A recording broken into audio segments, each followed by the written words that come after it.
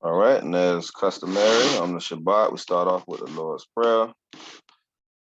Abanawa, Shabbat Shamayam, Kwadash, Haya, Shamka, Ahaya, Malak Wathka, Taba'a, Rataza, Wanka, Haya, Isha, Ba'a, Rataza, Kawa, Haya, Ba Shamayam, Nathan, Lanawa, Lacham, Kal, Yawam, Wasalak Nawa, Kabawak Nawa, Kasalak Nawa, Kabawath Yanawa, Wala'a, Tabaya'a Nawa, Bana Sayawan, Abal, Hawashanawa, Man, Rai Kaya, Laka, Ha Malakwath, Waha Allah, Wahatha Parath, La Awalam Yam, Shalawam, Shalawam. Gone. All right. So today, just to get in a little bit, just to get a little bit into the history of New Year's or the god they celebrate on New Year's, whose name is Janus, the god of the New Year, according to Babylon, is Janus. And that's why we have the name January. That's where we get that name from, January. All right. So we know that we are in the land of our captivity, right? According to Baruch. I'm going to pull that real quick. Right. It's the book of Baruch, chapter 3 and verse 8. And it reads, Behold, we are yet this day in our captivity, where thou hast scattered us for a reproach and a curse, and to be subject unto payments according to all thine iniquities of our fathers, which departed from the Lord our God. Right. So we know that we are in the land of our captivity. Right. We know that we're still amongst the heathen that continuously shove their gods in our face. Right. Just to erase the God of our fathers. Right. So this is something we know. So as this being something we know, we have to do what? Repent. Come back to the Most High. Um, just like during the feast of the dedication, we're calling to remembrance the acts of our fathers. Right. We're calling to remembrance our heritage. Right. So we just want to make sure that we understand that everything that Esau has set up in this kingdom is trickery. It's not for us. Names, all of those things. You know what I'm saying? They have most of the time a god associated with it, right? So let me go to Deuteronomy chapter 6 and verse 4. Deuteronomy 6 and 4. Read a couple scriptures. Because according to when you do the research, this god Janus, he was present during the creation. He was made out of chaos. He was the chaos that was here, right? We know that in the beginning there was what? Darkness, right? We can associate darkness with chaos, right? So he was there in the beginning. He was formed out of the chaos, right? And this is something that we're calling to remembrance right here, right? Deuteronomy 6 and 4. And it reads, Hear, O Israel, the Lord our God is one Lord. And thou shalt love the Lord thy God with all thy heart, with all thy soul, and with all thy might. And these words which I command thee this day shall be in thine heart, and thou shalt teach them diligently unto our children, and shalt talk of them when thou sittest in thine house, and when thou walkest by the way, and when thou liest down, and when thou risest up. Right. So we're calling that to remembrance that the Most High, He is one power, right? And He has given all power to His Son Hamashiach, which will lead us out of this captivity, as Moses led our forefathers out of this captivity, right? So we know that the Most High, He's one power, right? And we know that He Himself, according to the scriptures, let's get it. Ecclesiasticus 18 and 1. Right. We know that the Most High, He is that one true power. All things come from Him. Right. This is the book of Ecclesiasticus, chapter 18, verse 1. And it reads, he that liveth forever created all things in general. The Lord only is righteous, and there is none other but he, who governeth the world with the palm of his hand, and all things obey his will. For he is the king of all, by his power dividing holy things among them from profane. Right? So we know that all things on this earth is purposed by the Most High. Right? He created all things, like I said, in general. Right? And he is only righteous. He is only righteous. Right? So there is no wickedness in the Most High. So when the Most High and all his power gives us, Israel, the commandments, the statutes, the laws, the judgments, right? We're supposed to execute those things because that makes us righteous only, right? When we execute those things righteously how we're supposed to, right? And it also allows us to also divide holy things from the profane, right?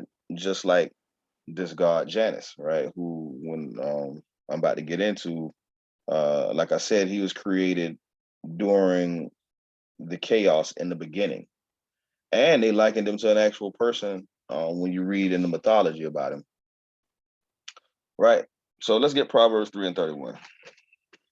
Let's start digging into this guy, this false deity, right? It's the book of Proverbs, chapter 3 and verse 31.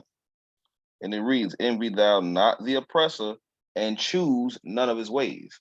Right. So we know that, tonight, December 31st, 2022, we know that they're gonna be out there shooting guns, they're gonna be out there partying, drinking, just having a gay old time, right? Just having a gay old time. But we who have, we repented, the Most High has allowed us to come back, right? We look at that as pure wickedness, right? They're going out there to uphold a false god, right? In their mind, it's a god, but we know through the truth, through the spirit, that the gods of the nations are idols, all of them. There is no God for the nations. Everything that they worship, they make up in their mind, right? Their mind, because the Most High has not allowed them, passage into His grace like that, right? The Most High is dealing with Israel and those heathen on the outside that that will serve Israel. Of course, we won't do it unrighteously, but righteously. But we know that there'll be no more mentions of their gods when it's our time to rule perfectly. There'll be no more mention of Janus, right, or the month January, right? We won't have those types of uncleanness among us, right? This is the book of Chronicles, chapter 16 and verse 26. It reads, "For all the gods of the people are idols." Right, so all the gods of the people are idols. They're idols. Right, there's only one true God. Right, but the Lord made the heavens. We know that the Most High, He created everything. Right, like we just read earlier, He created all things in general. But we know that these gods of these people are nothing but idols. Right, nothing but idolatrous worship. Right, which is a command. Right, we should not worship idols.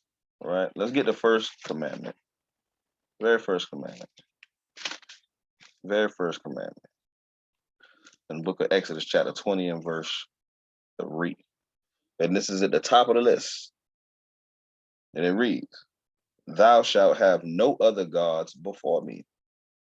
Right? So that's simple. Thou shalt have no other gods before the Most High. So for anybody who's going out there tonight to bring in a new year, to set a New Year's resolution, they're in complete darkness. And they're actually, and they, they're gonna be praying to God. I know that was a tradition that my parents and I used to do. We used to get on our knees and pray at the drop of the ball, right?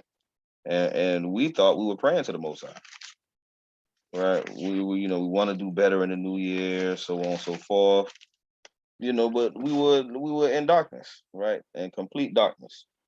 So being in that darkness, we were without commandments. Shalom, Agua. We were in complete darkness. right? So anybody who's going out there tonight, then they're saying that they love the Most High God, right? They love God, they believe in God, but they're gonna go out there tonight, right? Let's get what the scripture says about that, right? It's the book of First John, chapter 2 and verse 4. Because we know the Most High, we claim we know the Most High. We know that the first commandment says, "Thou shalt have no other gods before us," right? But this is the book of First John, chapter 2 and verse 4. Because a lot of people say this, right? And it reads, "He that saith, I know him, and keepeth not his commandments, is a liar, and the truth is not in him."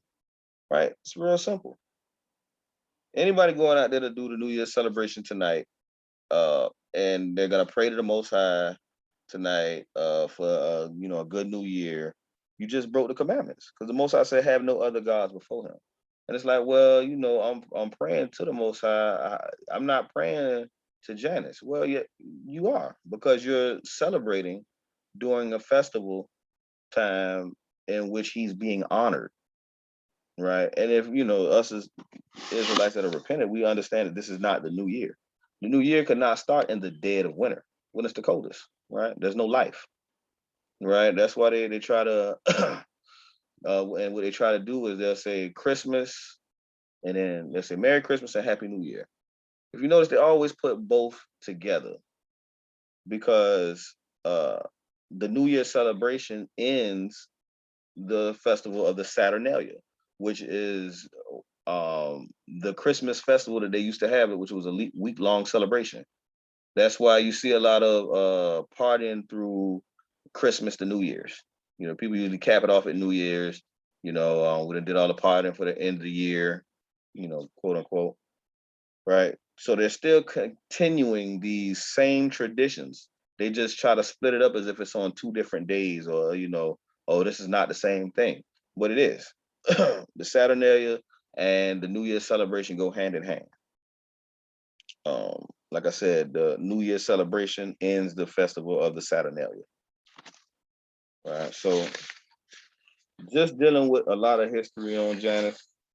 The word Janus, or it can be pronounced Janua or Ianua, and it means door or opening.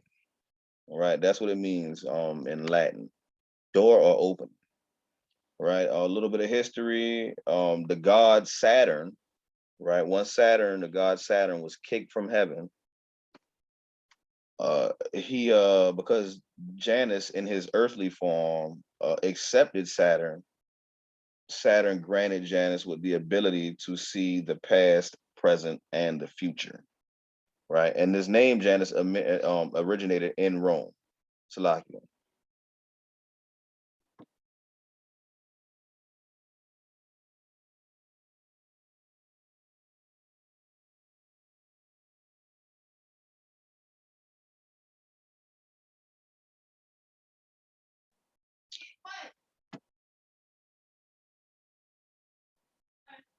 All right, Salakia. So again, like I said, according to the myths and the folklore, the god Saturn gave him his ability to see the past, present, and the future.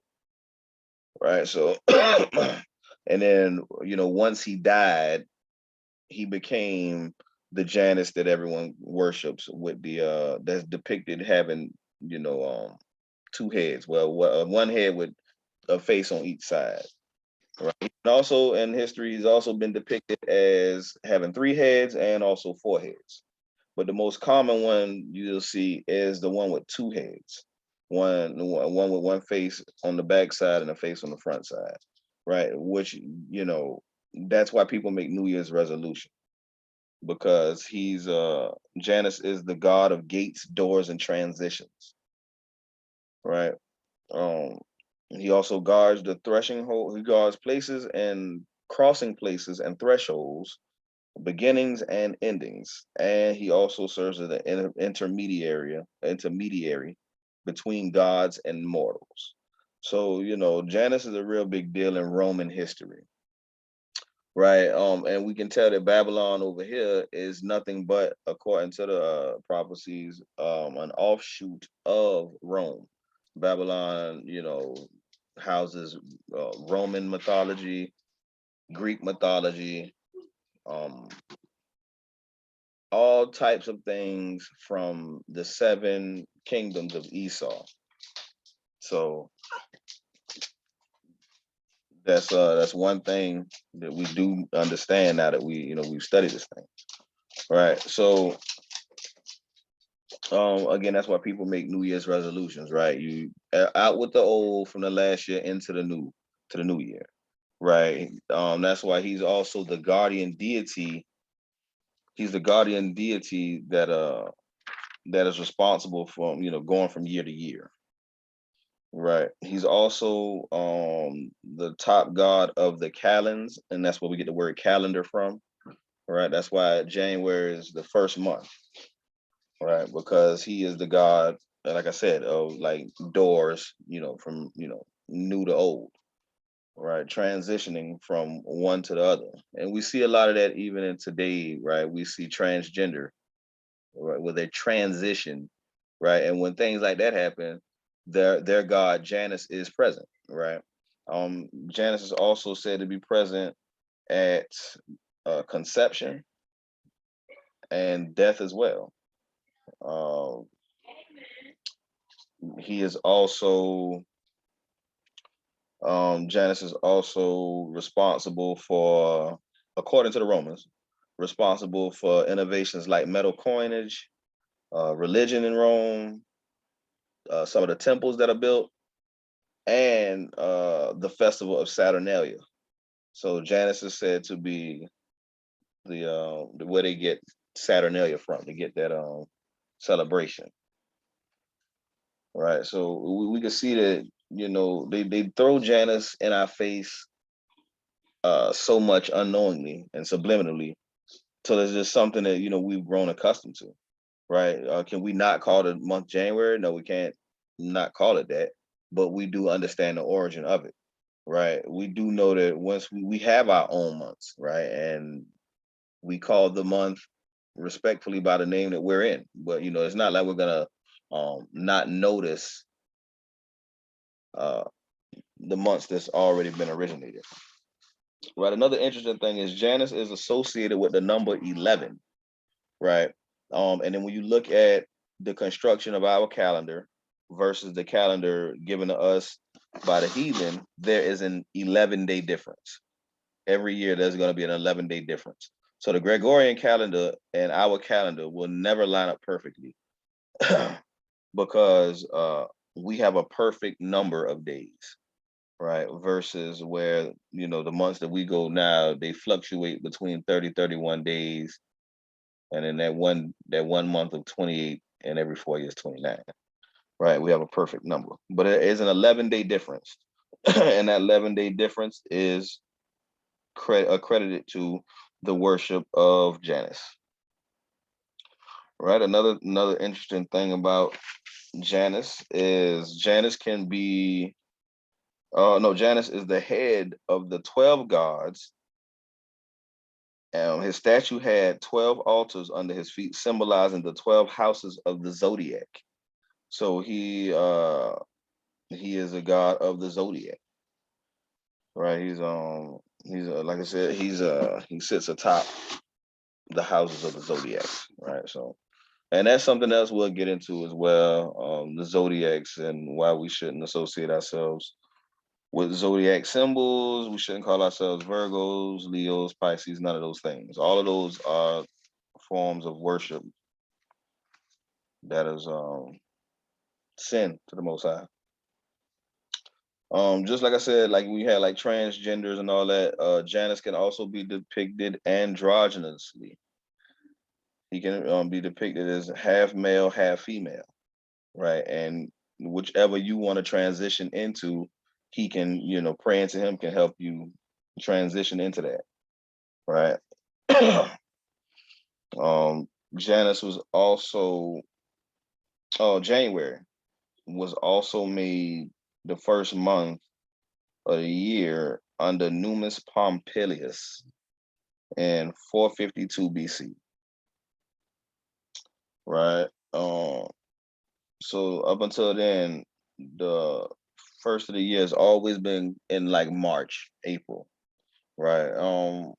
We as Hebrews, it kind of fluctuates between April and March, and that's kind of like our sweet spot with Abib. And long as we keep on that cycle, we'll always know the proper cycles when it comes to agriculture. But you cannot start, even planting seeds right now, and it's about to be quote unquote January, right? Where they're God of new beginnings, because he's also considered the God of new beginnings. So as a new beginning, you would think that there's life in a new beginning, but again, it's the dead of winter. Ground's too cold to plant anything right now. Right. Also, Janus he's also honored at the beginning and the end of military campaigns. All right. So as they went out of one gate, they prayed to Janus and they would be able to make it back through the gate. Right. And all these things is things that they still practice today. And they still practice these things. A lot of these heathen practice it unknowingly, just as a lot of our people practice it unknowingly. But those who do know, they know it was designed for us to worship these false deities, right? Let me get the book of Deuteronomy chapter 28, because it was already said. Deuteronomy 28, verse 64. And it reads, "And the Lord shall scatter thee among all the people, from the one end of the earth even to the other, and there thou shalt serve other gods, which neither thou nor thy fathers have known, even wood and stone." Right. So Janus is usually in a stone. You see him in a stone sculptures of him all throughout history, right? And he's one of those gods that we've been manipulated into worshiping, right? Look at it, says that we're serving gods and things that our fathers did not know, that we didn't even know, right? So but that's a part of the curses. Once we gave up serving the one true God, right, we had to be subjected to now many other gods that are, for one, not profitable and not living, right? So let's see what else we got. Oh yes. So interesting. The word Janus is also the root word for janitor, like the job janitor, right? When you see a Janus statue, aside the two heads, he usually has in one hand, usually his right hand, he has a staff or a crook, and in the left hand, he usually has a key, one key or a set of keys, right? And again, so now fast forward, you can get a job as a janitor, right? But then they try to, decorate it a little bit and say a custodian, right? When it used to be, you knew the custodian as a janitor, right? Because that's what the title was. And a janitor gets the name janitor because a janitor has what? All the keys. And then and it's crazy because when you look at it, a janitor, usually when you see a janitor has keys in one hand and a mop in the other hand, right? But that's symbolic of those keys. They open all doors, right? And that even though they changed it to a mop, it's still a staff, right? When you look at it, it's still a staff. So again, there's plenty of stratagems that they have out here that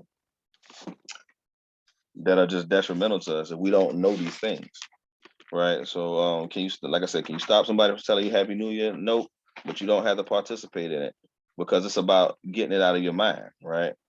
Let me get Romans chapter 12. Romans chapter 12. I'm going to read verses 1 and 2. And it reads, I beseech you, therefore, brethren, by the mercies of Yahweh, that ye present your bodies a living sacrifice, holy, acceptable unto Yahweh, which is your reasonable service. And be not conformed to this world, but be ye transformed by the renewing of your mind, that ye may prove what is that good and acceptable and perfect will of Yahweh. So, that's the whole thing, it's to not be conformed to this world. It's to, not go out there and party with these people, right? As they go to shoot their guns and somebody gets murdered and stuff like that, all of those things. Because that's exactly what usually happens once, our people get to, drinking and this shooting out there and all that. Somebody gets hit, and then, we have supposed to be, this is supposed to be the God of new beginnings, yet we have no new beginning. We still have a bad situation and worsening conditions. That's exactly what we have, right? So,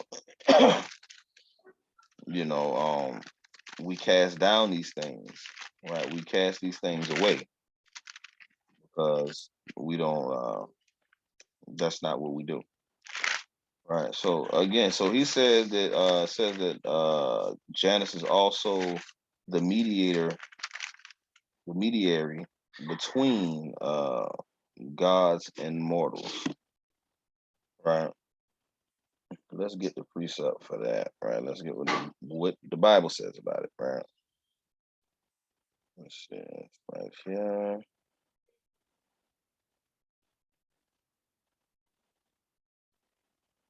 Let's see. Let's get it.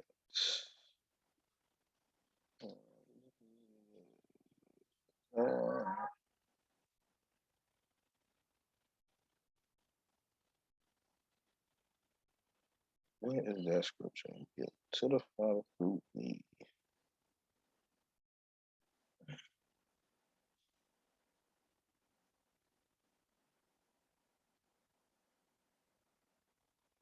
Bear with me, Salaki. 1 second. I lost my place.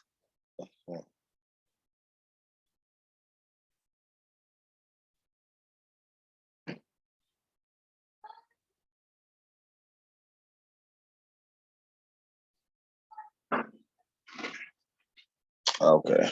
All right. Let's get 1 Timothy chapter 2 and verse 5. Talking about that one. Because Janus is said to be the intermediary between gods and mortals.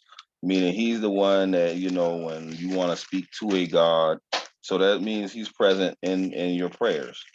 Because if you want to speak to a god, right, he is right there he has the key to that god. That's why you'll see when you see him depicted as having multiple keys, because each one of those keys represent a god, and when you pray to that god, he gives the key to open. He can grant permission to speak to that god or not, right? So let's get 1 Timothy chapter 2 verse 5.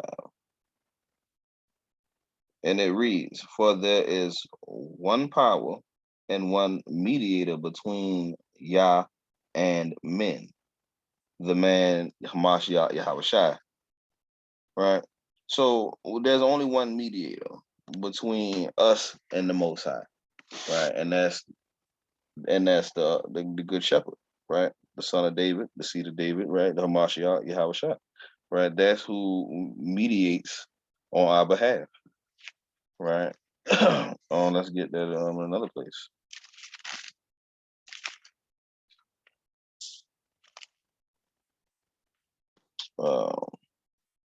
This is book of Romans chapter 8 and verse 26.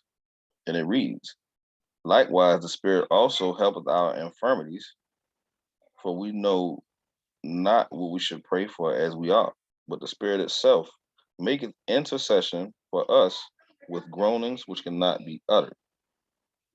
And he that searcheth the heart knoweth what the mind of the Spirit, because he maketh intercession for the saints according to the will of Yahweh.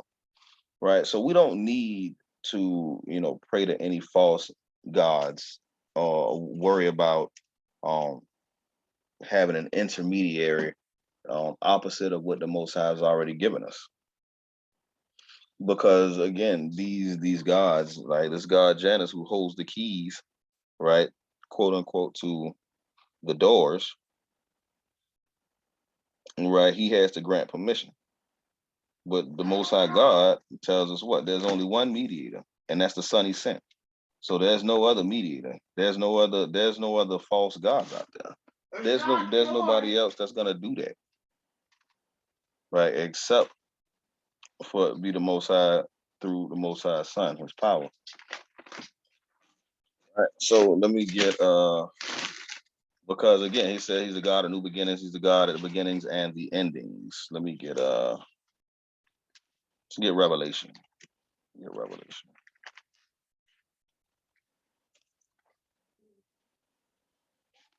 Revelation 22.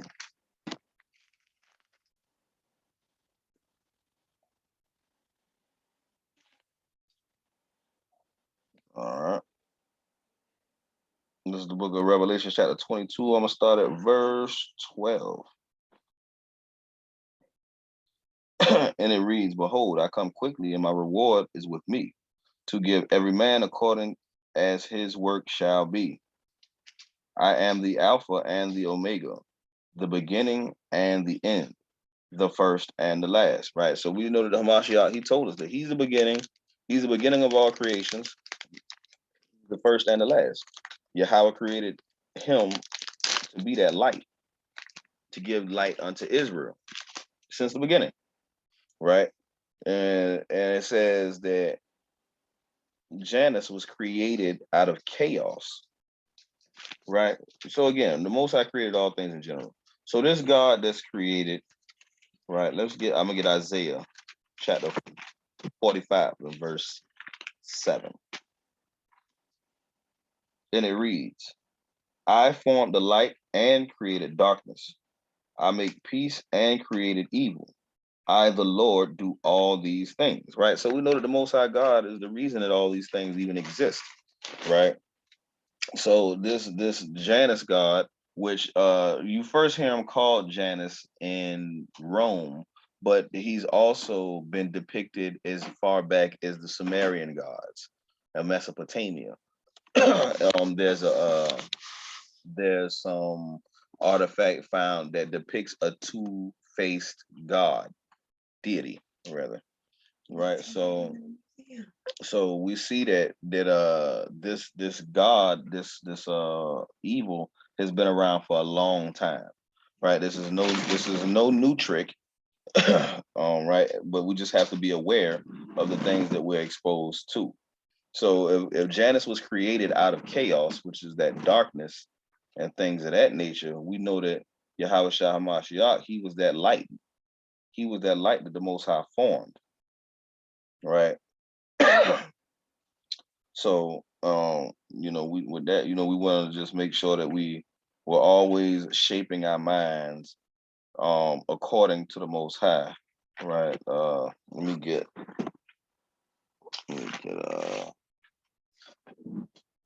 this one scripture.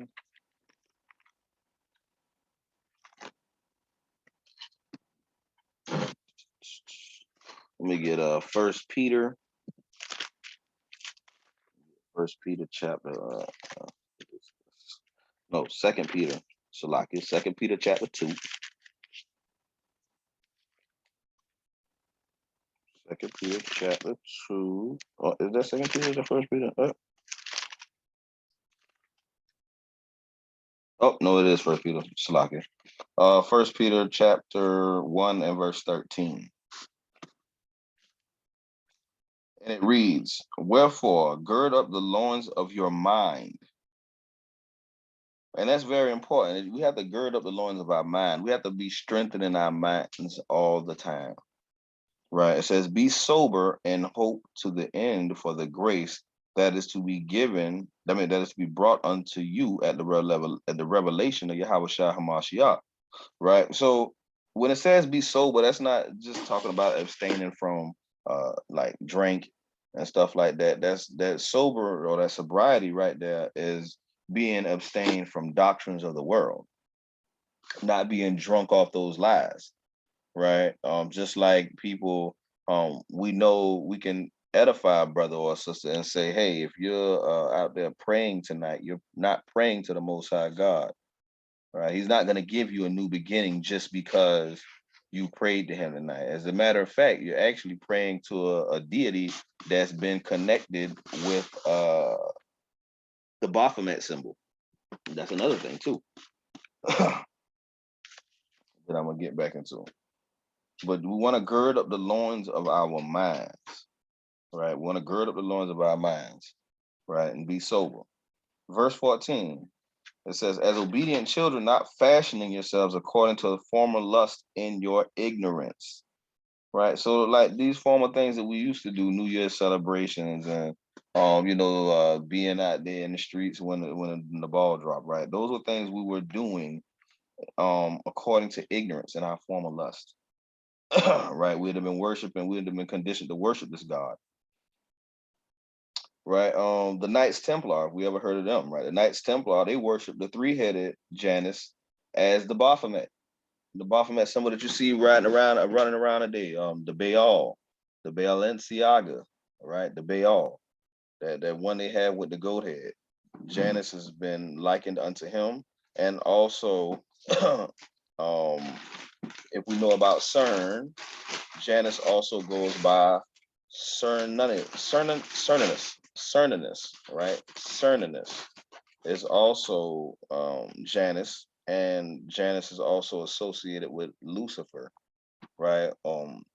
Satan, because him being able to open doors to things, right? So Janus is a very powerful deity that you got to be careful with.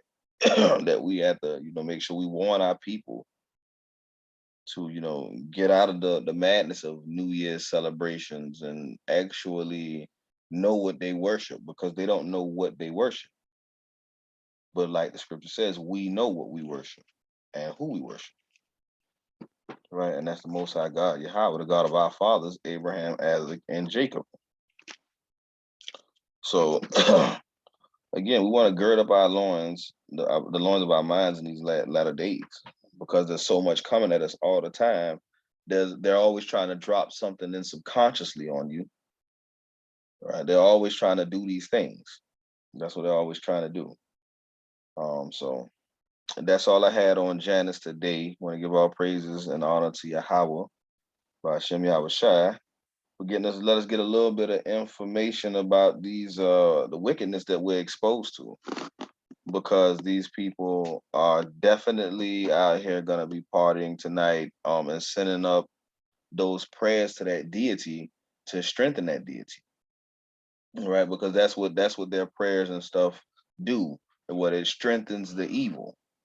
But as we pray for the downfall of this kingdom every day, by keeping the commandments, by asking the Most High to restore us, right? But to keep those commandments, right, and endure to the end. We don't envy the oppressor in no way, right? So with that, I'm gonna say shalom on that.